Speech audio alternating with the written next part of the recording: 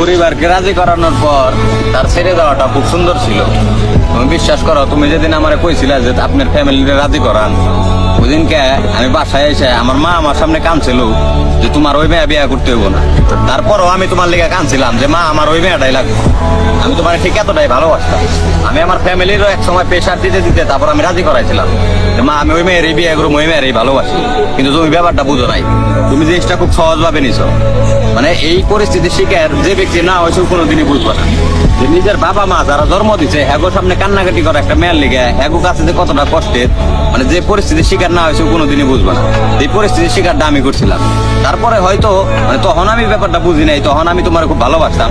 কিন্তু আজকে কিন্তু আমি সঠিক লাইনে আছি। আজকে কিন্তু আমার ভিতরে শক্ত হয়ে গেছে, সয়ে গেছে। তুমি যে আমার আঘাত করছো, আঘাত করতে করতে মনে করো শক্ত করে ফেলাইছো। তোমার ছেড়ে যাওয়াটা বা চলে যাওয়াটা আমি কখনোই মানতে পারছিলাম না। তখন মনে করো তুমি মানে আমার এমন ভাবে চলে গেল, আমার বন্ধু বান্ধব ভাই বেড়াতার আমার ফ্যামিলি আমার সবার কাছে মনে করো তুমি আমার নিচা করে হয়ে গেলা। মানে সবার কাছে আমি গর্ব করে কইতাম যে তুমি আমার খুব ভালোবাসো বা তুমি আমার কোনোদিন ছাইরা চলে যাবে না।